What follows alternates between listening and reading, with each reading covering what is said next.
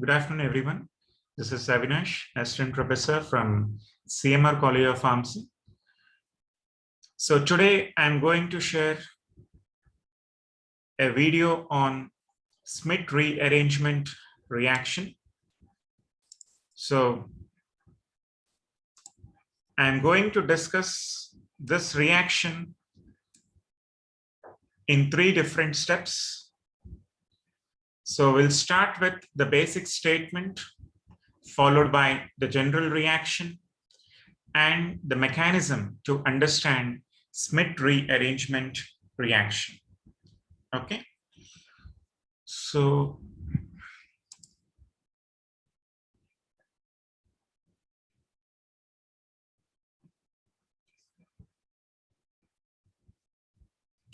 Schmidt rearrangement. So we will take the basic statement for this reaction now. When carboxylic acids are reacted with hydrozoic acid in the presence of concentrated sulfuric acid, it forms isocyanates. Okay, so see the statement carefully. In Schmidt rearrangement reaction, we are going to take carboxylic acids and react them with hydrozoic acid in the presence of concentrated sulfuric acid to get isocyanate as a final product. So we'll try to convert this statement into a reaction now. So we know the general formula for carboxylic acid is RCOOH plus you are going to react with hydrozoic acid HN3. In the presence of sulfuric acid, you are going to get the final product isocyanate. R single bond, N double bond, C. Okay, so this is the general formula for your isocyanate. So to understand how we got isocyanates from carboxylic acids and hydrozoic acid, we need to understand the mechanism for this reaction. So I'll try to explain this mechanism in 3 or maximum 4 steps. So if you see the step number 1, this is protonation. Okay, so I'll try to write the carboxylic acid structure in this way now. R carbon, single bond OH, and here you'll be getting a double bond. Thus, you are going to react with sulfuric acid. So when sulfuric acid undergoes dissociation process, you will get H plus and HSO4 minus. And look at here in the structure of carboxylic acid, oxygen will have 2 lone pair of electrons. Okay, so what happens here, as hydrogen is having positive charge, oxygen will donate a pair of electrons to hydrogen atom. Therefore, a new sigma bond will be formed between oxygen and hydrogen. So you will get R carbon OH. Okay, and here we will get double bond oxygen and H. So here oxygen will have only 1 lone pair of electron with a positive charge. Okay, so this step is called as protonation. Very simple. Protonation is nothing but addition of hydrogen atom. Already hydrogen has been added. So this is a new sigma bond which is formed between the oxygen as well as hydrogen atom. Okay, right. Now we'll proceed with the step number 2. So I'll try to erase the statement and the general reaction to accommodate step number 2 here.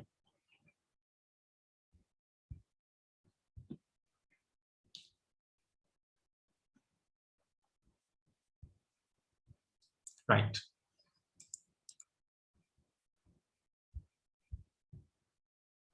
So in step number 2, I'm going to write the same structure or the intermediate compound what you got in step number 1, RCOH, double bond, oxygen, and this oxygen is having only one lone pair of electron with a positive charge. Okay, now step number 2 is nothing but nucleophilic attack by hydrozoic acid. This is your step number 2.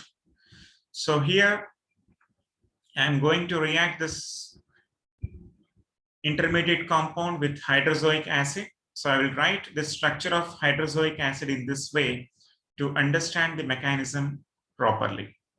Okay. Now, what is the problem with oxygen here? Oxygen is having positive charge. Okay, so when oxygen contains positive charge, it indicates oxygen is electron deficient. Oxygen is stable only with 2 lone pair of electrons, but here you can find only 1 lone pair of electron. So if you compare the electronegativity between carbon and oxygen, as oxygen is having more electronegativity, okay, the pi electrons which are present in this bond will try to migrate slowly towards oxygen. Therefore, what happens to this carbon? It will get electron deficiency or a positive charge. Okay, now this positively charged carbon can be stabilized by using a nucleophile. So that nucleophile is nothing but your hydrozoic acid. Okay, so when pi electrons are migrated towards oxygen, again oxygen will get 2 lone pair of electrons and the positive charge on the oxygen can be removed. Okay, so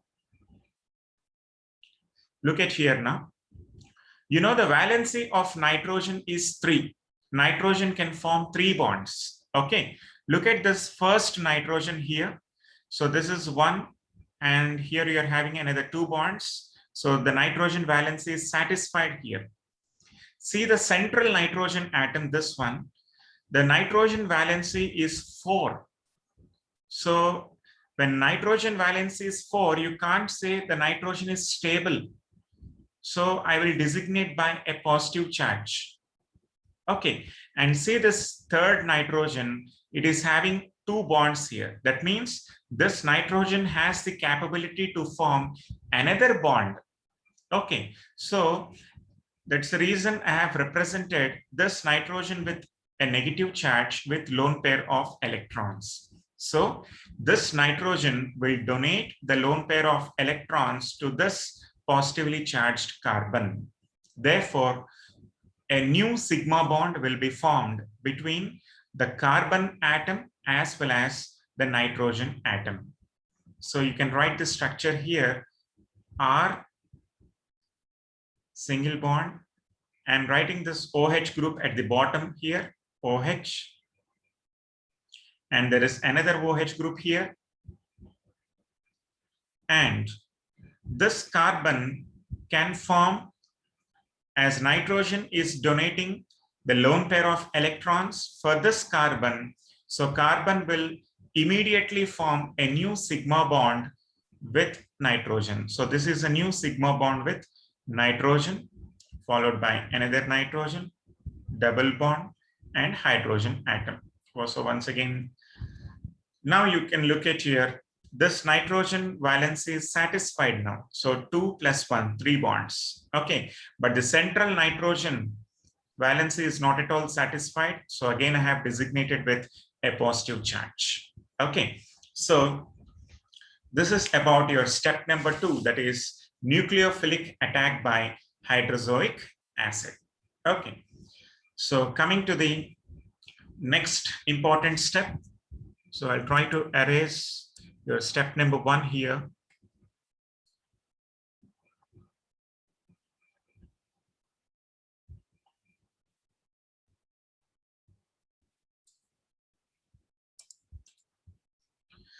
So coming to step 3.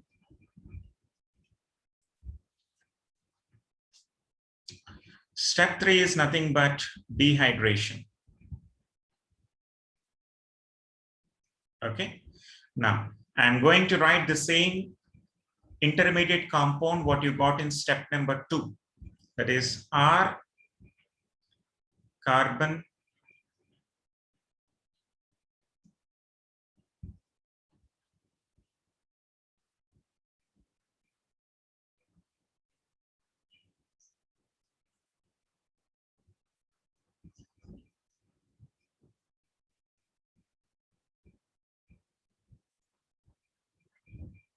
right. So step number 3 is dehydration, which means removal of water molecule. So we need to understand how water molecule is eliminated from this particular structure. So you can look at here, there is oxygen and hydrogen. So when you compare the electronegativity between oxygen and hydrogen, oxygen will have more electronegativity. So when I break this bond, the electrons will migrate towards oxygen atom and the adjacent hydrogen will get positive charge. At the same time, if you break the bond between this carbon and oxygen, so this entire OH group will get negative charge and this OH will be eliminated out. And remember, hydroxyl groups are very good leaving groups. Okay, so this positively charged hydrogen and negatively charged OH minus, okay, combines together to liberate a water molecule like this. Okay, so you can write this structure here. So R. So one point you can remember here, when OH leaves the reaction by breaking the bond between carbon and this OH, OH will leave the reaction definitely. But what happens to this carbon here? Carbon will get positive charge. Okay, and here oxygen, in general, oxygen will have 2 lone pair of electrons. But when you break the bond between oxygen and hydrogen, these electrons also will migrate towards oxygen. So oxygen will get 3 lone pair of electrons. Okay, so the positive charge on carbon can be stabilized by using these lone pair of electrons. So oxygen will donate the lone pair of electrons for this carbon. Therefore, carbon will form a double bond with oxygen. So this is R single bond C, and here you will get a double bond followed by nitrogen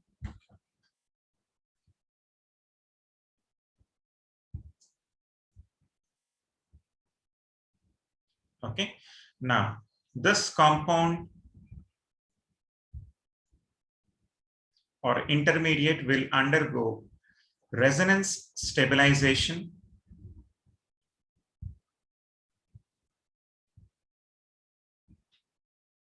okay.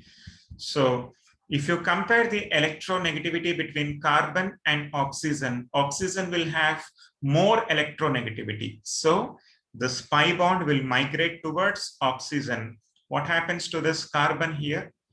Carbon will get positive charge. So the positive charge on carbon can be stabilized by using this pi bond which is present between the 2 nitrogen atoms. This pi bond will be shifted towards the carbon atom. Okay, at the same time, the bond which is present between nitrogen and hydrogen also breaks. So in general, nitrogen will have 1 lone pair of electron. So if the bond is broken, the electrons will be migrated towards nitrogen, and nitrogen will get additional one more lone pair of electron, and this hydrogen will become positive charge. Okay, so this electrons will migrate here to remove the positive charge on this particular nitrogen atom. Okay, now you can write this structure R carbon, as oxygen is more electronegative, the pi bond is migrated towards oxygen here. So you will get only single bond with 3 lone pair of electrons on oxygen. Okay, next single bond nitrogen. Okay, followed by, so what is happening here?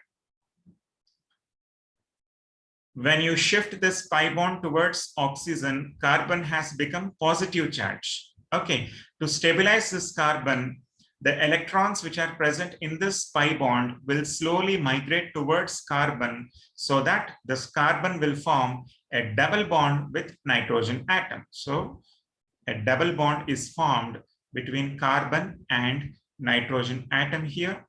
So if pi bond is shifted towards carbon, here you will get only single bond.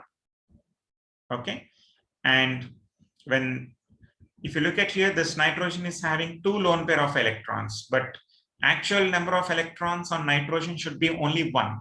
So when these electrons are migrated towards this positively charged nitrogen, it forms a triple bond nitrogen. Okay, so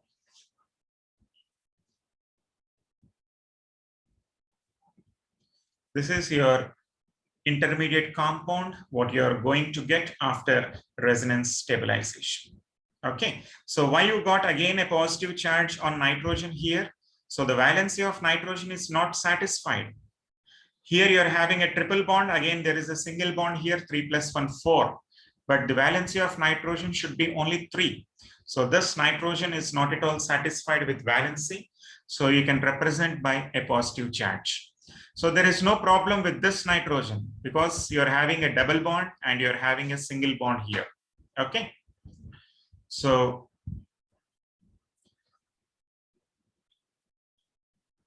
coming to step number 4, elimination of nitrogen and formation of isocyanates. So this is the last step in this mechanism. We are going to eliminate the nitrogen atom and we are going to form your final product, that is isocyanates. So to explain this step number 4, I will erase this step number 2 here to accommodate your step number 4 again.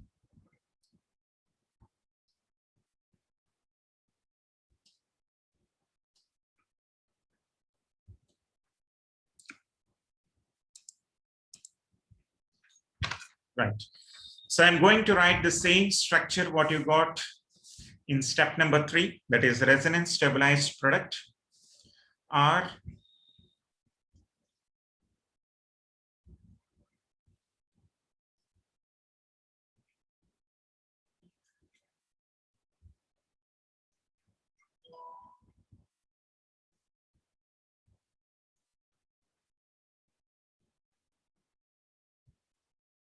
Now this intermediate compound, I'm going to subject it for strong heating.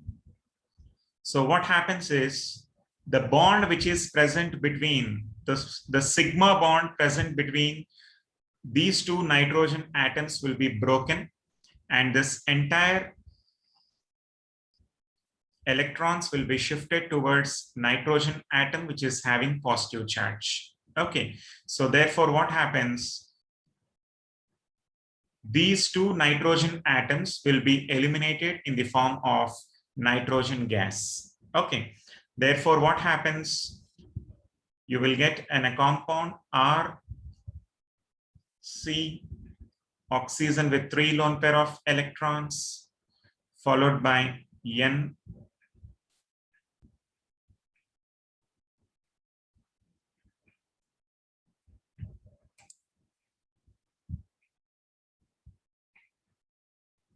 with a positive charge. Okay, now this compound can undergo rearrangement process. Now look at here.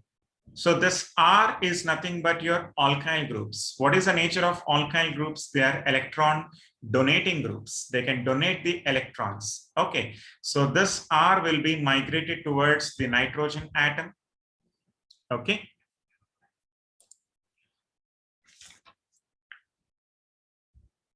So when this alkyl group R migrates to the nitrogen atom, what happens to this carbon here? Carbon will get positive charge.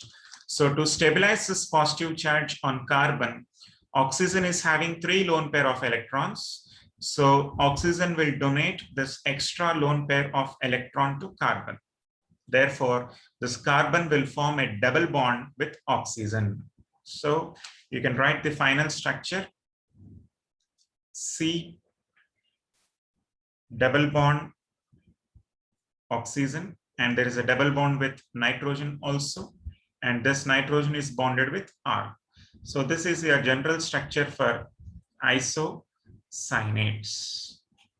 So this is how isocyanates are formed from carboxylic acids when reacted with hydrozoic acid in the presence of sulfuric acid. Okay, so if you remember in step number 3, we have eliminated this H plus. Okay, so this H plus combines with HSO4 minus in step number 1. Again, sulfuric acid can be liberated as byproduct. So whatever the sulfuric acid we used in the reaction, so that sulfuric acid can be recollected at the end of the reaction as a byproduct. Okay, so this is a mechanism for Schmidt rearrangement reaction. Thank you.